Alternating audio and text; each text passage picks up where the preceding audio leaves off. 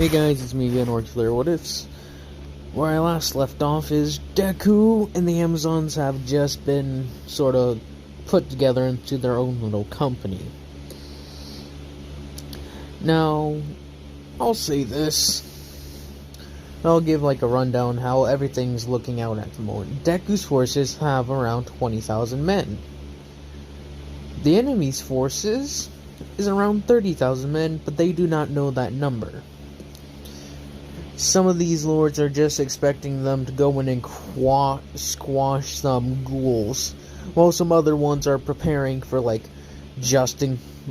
if they have the clans and tribes of the mountain aligned behind these sorcerers to get rid of the ghoul infestation after they've done some damage to the empire or whatever they're planning. That's essentially what's happening right now. And as I continue forward, and also the tribesmen and such are contributing around 10,000 men, along with crudely made armor and weapons, but they'll suit just fine, as well as the enemy being supported, quote unquote, more or less being assisted by several teenage salamanders or fire drakes or whatever, and the massive ghoul horde with the alpha ghoul still not really been seen since Bell locked eyes with it that one time. Now with Bell and them, they're all marching across, and they've made it across the bridge. And they get over there relatively unharmed. There's nothing really impeding their progress. They even go past the old bridge that they defended. And when I shunned them, all came out, the ghouls then come back and try and cannibalize some of the bodies. Some of them, they just say, oh, we got plenty enough here, go and pick from if we need it truly, but I don't think we will. So as Bell and them, push through the defensive settlement they set up, they've not push past, they actually just set up camp right there and then just expanding it a bit so that way all the troops and such can fit within the one camp. Deku still has with his 3,000 they have around, instead of just 2 fire wizards, they have 3 fire wizards with them, the other 2 still being the same ones that fought with Bell and his teams and such. And as I shun them, sorta, should we go check out the area? He's like, no, we'll hunker down for tonight, and then in the morning me and Aisha will go speak with the commanders, Aaron, Lucius, Loken, and I forget, the name he has is Sirius, Curtius, or something or other. I don't know entirely how to say it. Curtius? Let me go look at. It's Cassius. So it goes Aaron, the King of Lions, Loken, the Blood Angel, Cassius, the Bear, and Lucius, the Lunar Wolf. So, as Bell names that, they are his commanders, and that if the Amazons need anything done, they go talk to them. And they have divided up the forces nicely. They each, if things get taken down really badly, since Aaron is Bell's second in command, they fall, even the other first disciples of the Warhound follow Aaron. And you all want me to tell you how they got their name? Their names: the Aaron, King of Lions, Lucius, the Lunar Wolf, and Cassius, the Bear, as well as Loken, the Red Angel. Well, not Red Angel, the Blood Angel. So as they all rest for tonight, and I'll go back, the Amazons actually get on top of the walls that are being expanded, and they see the mountains of bodies, the whole graveyard of bodies of skeletons and such. As they look out on it, Bell see some of them. The warhounds see the astonished looks at their face. They all like start laughing a bit. All of them are like, "What happened here?" He's like, "This is where we held the line." Several of them say, "We held the line," and they all like are just amazed at that. 1,000 people held this entire line. They can see, like, from the looks of it, the bodies and such go back for well over 200 to 300 yards. It's a long way, but yeah, that just shows you the odds that Bell and his friends were facing. The trees were burned away, and they even seem like mountains of body, like several little things of bodies in there.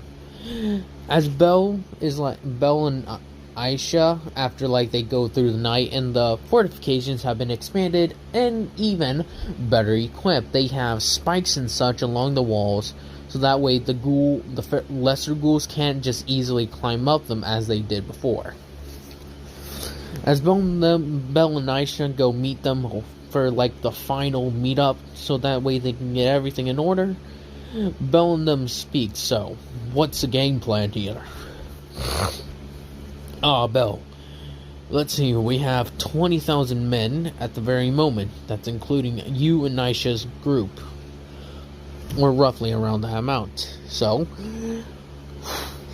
there's 4 ways we can go. I say, well, if what you say is true, Bell, we may actually just wait here and hold the line for a bit longer. I've sent word to the Queen requesting at least 10,000, maybe 20,000 troops ready to go.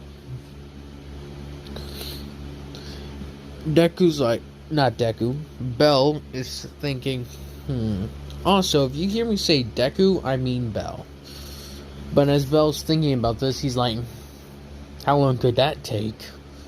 Could take days, weeks. It could take at least a week, Bell. If it goes really poorly, maybe a month. Or 2 weeks. Bell's saying, could we last out for 2 weeks against 30,000? Well, we got 20,000. We can hold the line for a decently long time. As Bell understands this, they have their lines formed. The bulkhead of the forces are around the bridges and such. Forces on the back end and forces on the front end. So as Bell and them have set up their defenses, a lord or two has actually several forces from different lords have been assigned to Bell's.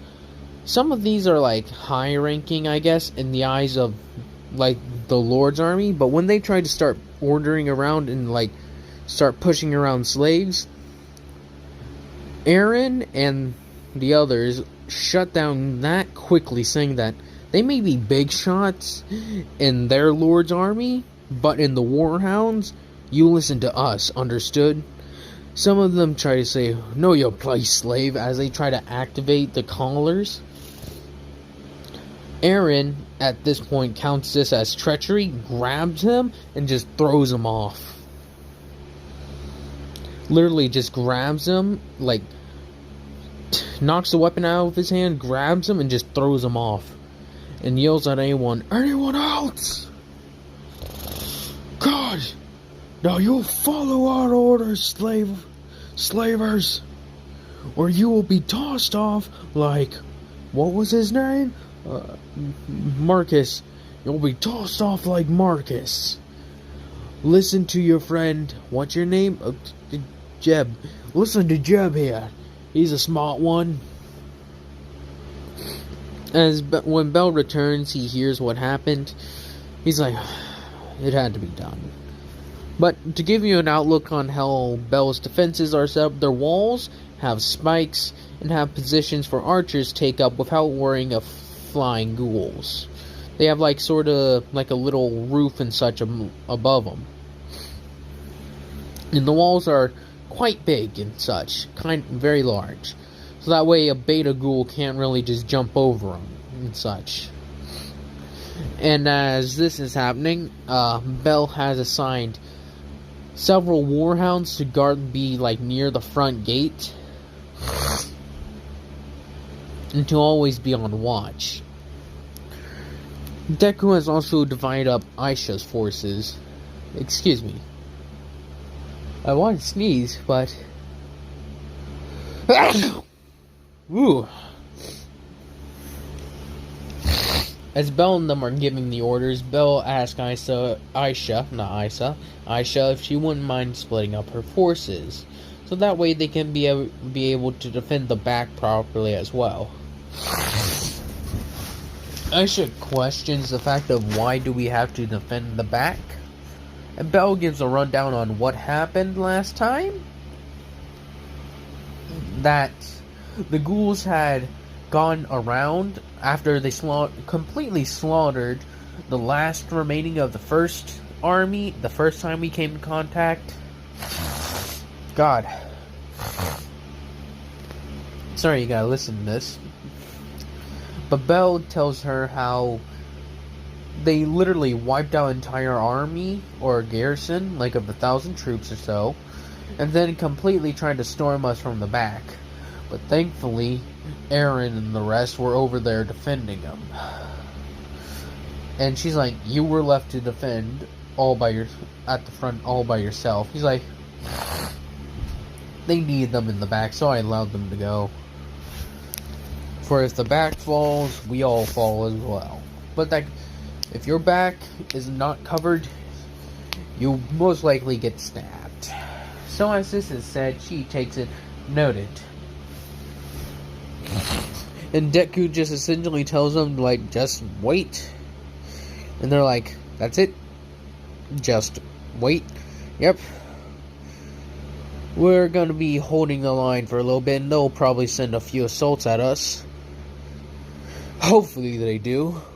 As they say, why are you hoping they do? That means they aren't gathering their strength and consolidating it, so when they do attack, they'll probably not be as strong.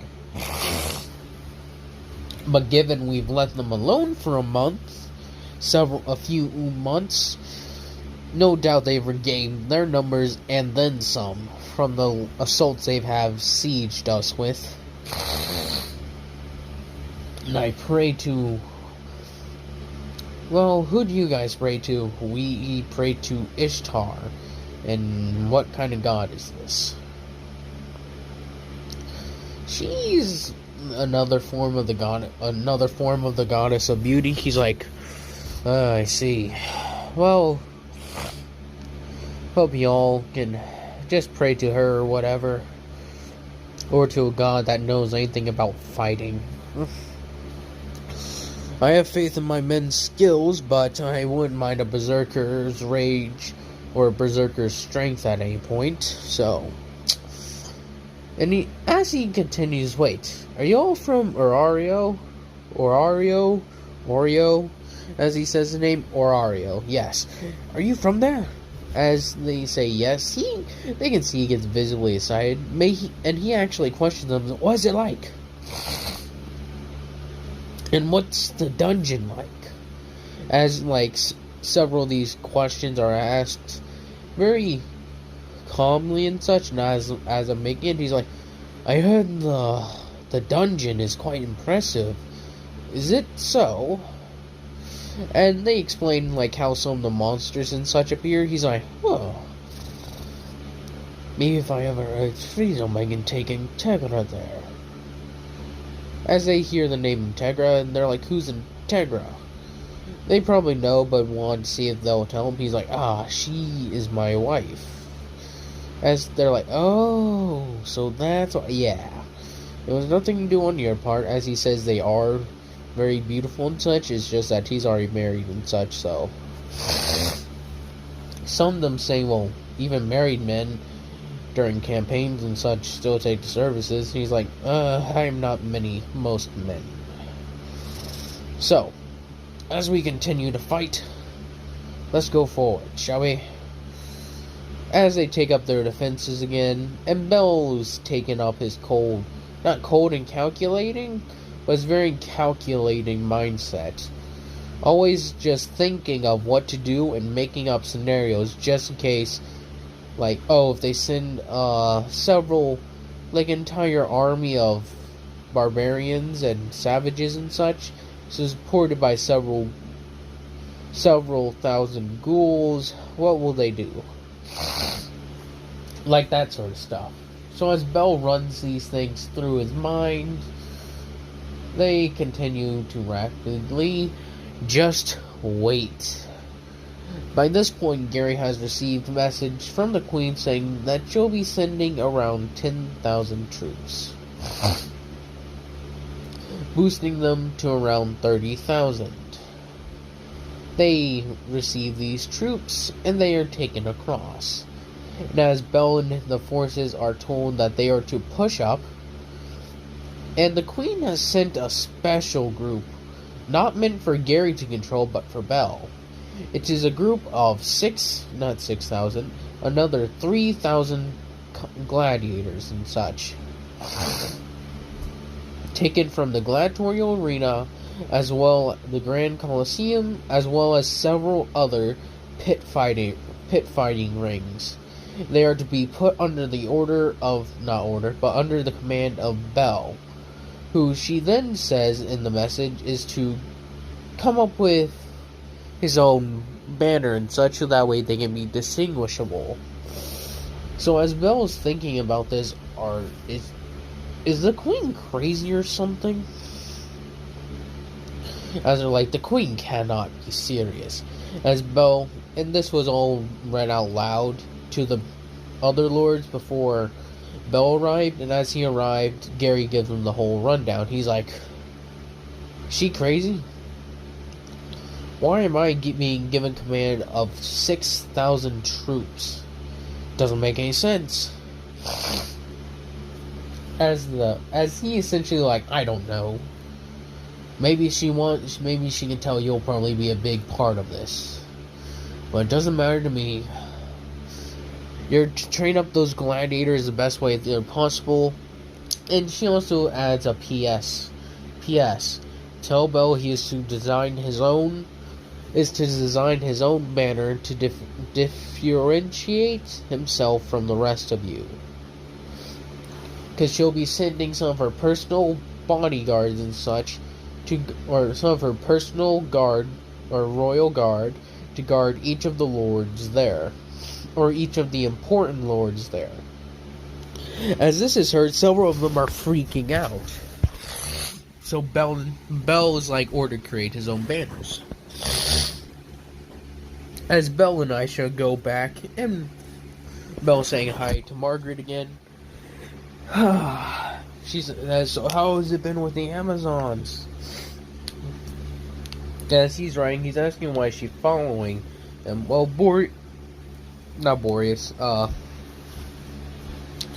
several other powerful lords have come around, Gary has told me that he'll just send me with you to keep an eye on you.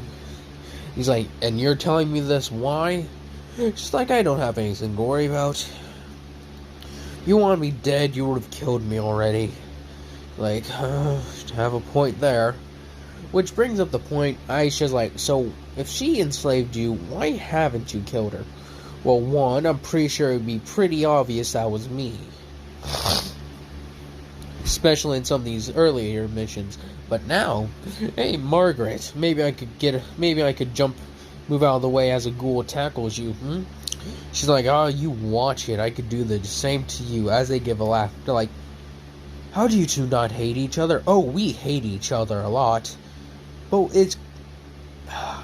when you fought side by side somebody against massive odds, you know what it's like. Because like I said, this isn't their first rodeo fighting side by side. Like I said, they've had to put down some slave revolts a few times. And one time, it was just the two of them. Going against like 30, maybe 50 people. Margaret and Belle are some of the best fighters in the kingdom. At this point, their skills were roughly average. But now, Belle, as where Belle's at now, he's one of the best. Even Belle's students could could possibly kill Margaret, even especially Aaron, his best student. But as that story went, Belle and her were sent to put down a minor slave revolt. They didn't really have anything. They just had like farming equipment, like scythes, hatchets, and knives, as well as like a rake or two and a pitchfork. Belle and her were sent down to go deal with it. No prisoners. At this point, Belle was thinking about could he kill Aisha, but he said it would look suspicious if it was him who killed her, so he'd give her a chance to die in combat by not helping her. But during the combat, when a slave was about to stab Belle right in the back with a pitchfork, she jumped in the way, disarmed him, and then sliced off his head out. As Belle turned around and saw this, as the thing was right a few inches, like an inch away from stabbing him, Belle was like, I owe her now. As two slaves jumped from the trees, swinging down their their weapons, Belle immediately used his two axes and chopped straight forward, catching the two of them on them, with Margaret looking back in relief as Belle has caught these two and tossed them off. Then they go to squash the remaining of them, not saying a lot of words, just simple nods and such.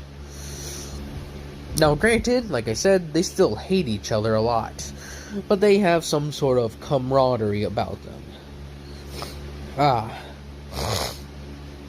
So as they get to the thing, Belle's, and this time the Queen's reinforcements of pit fighters and such have come. Belle, going there personally to introduce the new troops.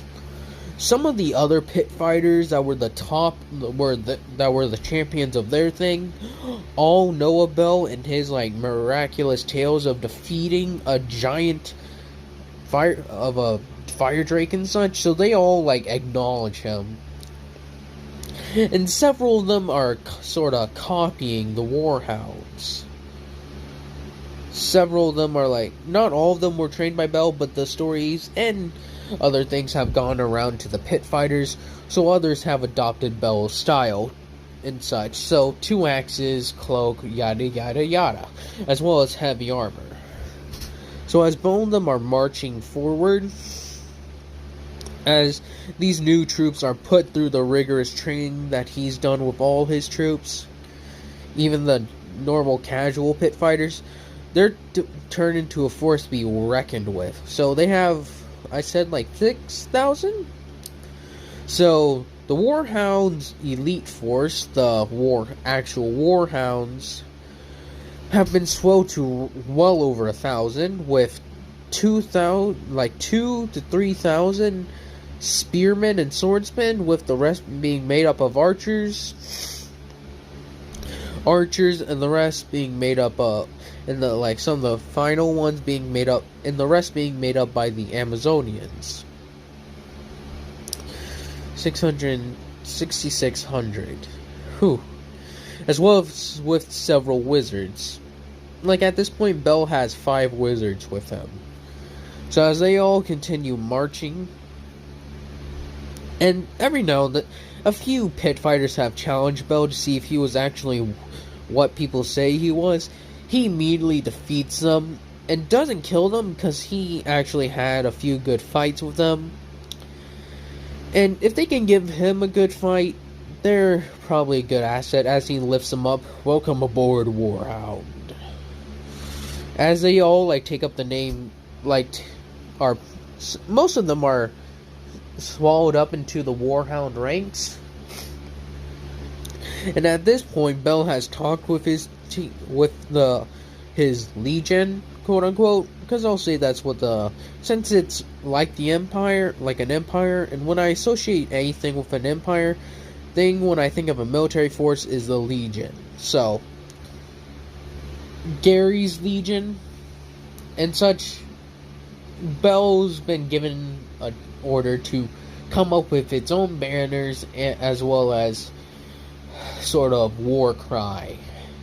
He already has a war crown. Hear our howl, know our fury. And some of the Amazonians actually before asked this, do you guys have a war cry or anything? And obviously, when this was asked, several of the warhounds said, yeah, we got a warhound. A war cry. Not warhound. As they asked what it was, well, you'll hear it when we go to fight. And so, the Amazonians are thinking about it. And Bell decides to just change his name. Well, he's debating between the two names. He could just name everyone part of the Warhounds, or he could call them the Pit Fighters Legion. So he decides between that and gives the choice to his warriors. Essentially, everyone says the Warhounds. So Bell's referred to as the Master of the Warhounds, and the rest being part of the Warhounds. So the other ones are just referred to as the Warhound Berserkers. And then there's the Warhound Spearmen, the Warhound Archers, and yada yada yada. All of them are very similarly dressed and armored as Bell's troops are. Heavy armor, and they also all carry melee weapons as well as shields, swords, and several spearmen and such. So they're all prepared and ready to go, with all, of course, chains around their weapons and such. Maybe not the bowmen, but you know. My nose just gets really stuffy when I try to record. But as Bell has gotten his thing organized and has come up with a banner, it's just a hound, just a hound with armor on, and the names above it, the Warhounds, or just like a bunch of dogs with armor on them.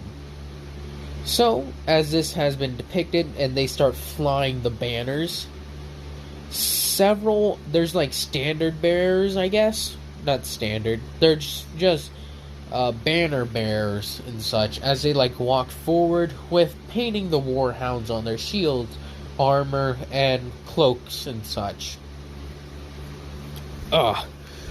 So Bell and them all march forward, ready for whatever action they may see.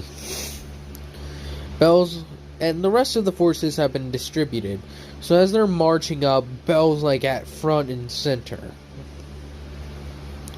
Each of his disciples are in between, like, each line, just in case they have to, like if they get, like, a pitchfork or something, like, split up, like, trying to divide and conquer. They will try to ensure that doesn't happen at all, where they'll be able to reinforce and make a spear wall and such. So, God.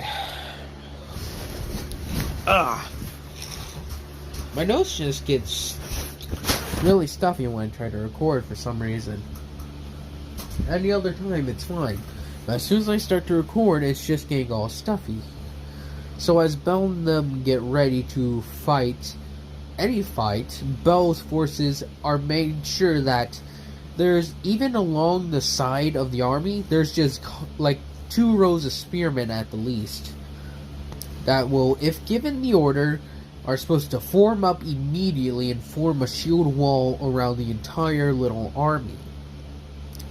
Now, with how many spearmen, like I said, there's probably like, let's see, well over 1,000 warhounds, at least 3,000 spearmen, and spearmen swordsmen, and well over 1,000 archers, followed up by several. Wait, is that right numbers? Spearmen, swordsmen, warhounds, the 160 warhounds. Nope. Dang it. I'll just say there's like 4,000 spearmen and swordsmen, with 1,000 warhounds and 1,000 archers, with the rest and the Amazonians with their 600 members Those are also adventures and such, with the wizards and such being extra. Ugh, my nose. No, it's starting to break up finally. But as Belle and them are marching forward, Aisha's asking, so what role should the Amazonians play? He's like, what are some of your skills? We can hold a line just as anyone, and we can rush into battle just as anyone else. Just tell us what to do and we'll do it. As Belle's like, alright, then you'll, if you wouldn't mind, divide your forces up between the warhounds and the spearmen. The spearmen could use your help holding the line, the rest holding the line, and then you could assist the warhounds with frontal charges, as well as holding back enemy charges as well. As he proposes this idea, she agrees to it.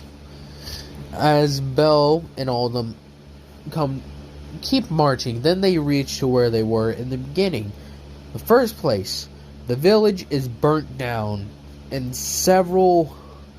they can see piles of bones and such scattered about. And sometimes they didn't have time to carry the bodies away, and also, I actually think I said they carried the bodies and wounded away, but some of them, yeah, they were able to get them away. Well, except for a few of them whose bodies they couldn't find, which they just planted swords and such, along with helmets in the ground. As the Amazonians see, some of the warhounds bow their heads, and several of the other warriors do it as well, they ask what were those warrior graves, as some of them march past them, wanting to get out of here, and wanting to push further deeper, renewed by instead of just being flat out tired, the army's actually marching quite faster than they were originally, which they were not double timing it, they were going pretty fast. But with that new sight of the fallen warriors, Belle and them have sort of picked up the pace, sort of more like, not marching, but sort of jogging to their destination. Not even a destination, they're just told to go and establish a foothold beyond the mountain pass and that little valley and such. So as that is done, Belle and them finally get past it after a day of traveling. No contact with the enemy yet. Their rations of food and such are pretty good. As they set up camp, Belle and them have sentries and makeshift barricades that are meant to impale and such set up already.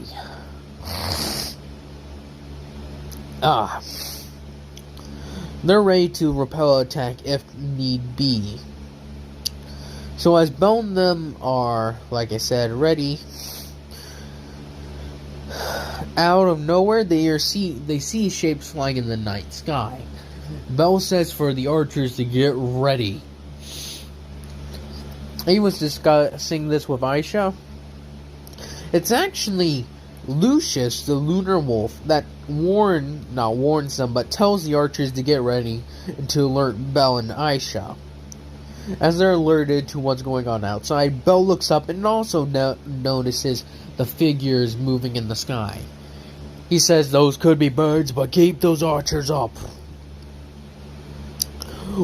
Fire mages!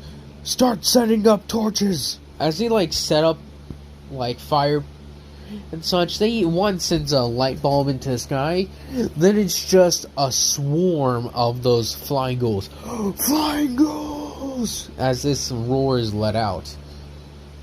As the fire archers start unleashing the first volley, taking out thousands, hundreds of flying ghouls. And out of nowhere, they hear stomping and screaming from soldiers, from men going "Whoa!" charging straight forward. Belle's like, "It's the tribesmen! Warhounds, get to the front! Go, go, go!" The spearmen and such rush to the front along with the swordsman and form a nice little line. They're all ready to go. Then as they hear that, they hear a giant, like a very thunderous roar and such. As they turn their heads, they see, well, not a thunderous roar, but several roars and such. And it's coming from some decently sized baby drakes. As they see this, they're like, "Warhounds, take care of the drakes!" As several drakes jump on and go through the camp, the warhounds sort of get into like muscle matches with these beasts. As they're easily cut down, the fire drakes and such are, not the warhounds. Or the warhounds berserkers. They cut through them very easily. The spearmen holding this line against, with roughly, well, they have 2,000 to 3,000 men holding, not 3,000, like, yeah, around 2,000 holding the front line, with several of them, like, getting up and dealing with some of the fire drakes that the berserkers could not take care of. They're fighting them. Bel's archers continue to rain arrow after arrow into these flying ghouls. Several volleys off, but dozens of soldiers have already been, like, taken down by these flying ghouls because of how, by the sheer weight of numbers there are. Several of them will just get hit, and then the ones behind it will just use its body as cover, as a meat shield. Soldiers start, like, making a shield over their comrades, so that way when the flying ghouls, they'll get, like, trying to grapple the shield, and then they'll just, like, drag them down and then stab them. Slice them, or, like, crush them. As the warhounds and such are ready with silver-tipped weapons and such, several lesser ghouls and beta ghouls come over from where the fire drakes were, crashing down into the camp. Another brutal melee between the berserkers and them occur.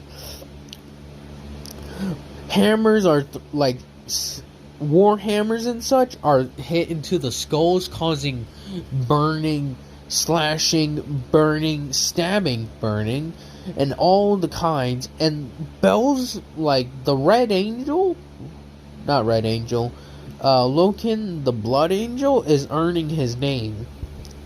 He likes to use two machetes, machete-like things with very sawtooth.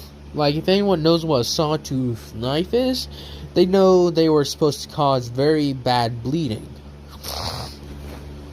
And as he's doing that, he's ripping and causing massive gashes and gouts of blood and such. I believe is the thing, like gouts, or just fountains of blood, being thrown away at the enemy. Not at the enemy, being pulled out of the enemy with each time he stabs and rips it out. The bear has specially designed gloves and such that have giant claws at the end of them. So when he grapples with them, his gauntlets are made out of silver. So when he touches them, it burns them. But he grapples them in using his claws. He slices and rips several of them apart. This one would probably be equal to strength in Bell, with the Lunar Wolf using his special Lucius, using a saber, like a two-handed saber, and using his masterful skill to just dismember them, with the Aaron, the King of Lions. Oh, give me a second. Aaron, the King of Lions, actually using something similar to what is it called? Just a double axe, actually. He takes his, double axe. It's like a crescent axe, more like. Where, if anyone's played Dark Souls 3 and you know what the Dragon Slayer's axe is, it's a axe that's like a right angle. It goes out for a bit and is a right angle with a spike at the end. That's what he uses. and it has a lion engraved in, like a lion special, like a lion. I don't know what the right thing is. Just like a axe head that has like a lion and such attached, like engraved into it. As he uses it and slices through the beast after beast, they make quick work of them. Aisha's mercenaries and such, one of the Amazons go down because they have not fought a ghoul before, and she was quite literally torn apart. She was just torn apart. As Aisha and them realize how bad how this will actually be, as they realize that Bel's berserkers have lost a few people as well as the front line and several other people being carried away by the flying archers. Eventually, a fire mage gets sick of this and just casts a massive, like a cruel sun, like Escanor or cast it up to the top, just burning several of the I forget what the flying ghouls to ash as it flies past them, and ash just rains down on them. At this point, the front line has been going at it for quite a while and manages to chase off this horde of barbarians and tribesmen. The night is won with actual minimal casualties because of how Bale's paranoia and such had worked. Because he was very paranoid about that. He knew that they were going to attack that night. And as Belle consoles, like, the Amazonians, who are like a sisterhood, are mourning for their friend, Belle walks over saying that, and as the fallen sister is right there, he kneels as they see him, and they, like, as they're, like, saying, he parts them away, sort of kneels down, and in a way does, like, his own version of blessing, putting his head down and having his axes put, like, somewhat into the ground. He sort of gives, like, his own version of a blessing, saying, "You gave your life to fight off the ghoul menace. I, the first warhound, shall not forget this act you have done. And in your service, the warhounds will sing, will remember your bravery till the day I die. May you rest in peace, Amazonian." As he, like, gets up after saying his little prayer, walking away. He does the same for several others of, like, the troops' bodies that have been piled up. He kneels down and says something very similar. "My brothers and sisters, you gave your life and helped me fight against this ghoul menace. I will avenge your death by killing as many as I can." Well, he actually says, "I will take vengeance by claiming 10 ghouls for each of you who I have lost." As this is said, there's like 60 of them that are dead. So he'll go in the next battle to be killing 600 enemies, specifically ghouls, be they lesser, beta, or flying. And Bell did get his axes in blood. He did fight against like a swarm of lesser ghouls that came rushing into the camp, as well as fighting a baby drake. One of them actually spat fire, had like matured enough to spit fire. What he did is like an Amazonian was standing right next to him, specifically Aisha, as she tried to get out of the way, but there was no time. Bell just grabbed her, pulled his cloak over, and shielded them both. The fire being brushed off by its drake's skin as well, since the fire drake he killed didn't really use fire, but it could. It's just it was starved and such, so it really didn't have the strength and such to make it more hungry, ravenous, and brutal. So as Bell uses the skin to absorb the fire, He takes his axe, swings it, and easily chops off the head. And several of the warriors who didn't have their own skins, as soon as they see this chance, several of them take up the skins of the lesser ghouls, beta ghouls, as well as some of the drakes that some warriors managed to take out in one-on-one combat. Because that's sort of the rule with Bell, is that you must take out the beast in one-on-one combat. Several of the warriors who are about the right size for the berserkers but really hadn't proved themselves ended up taking some of these on in one-on-one combat and wearing the skin.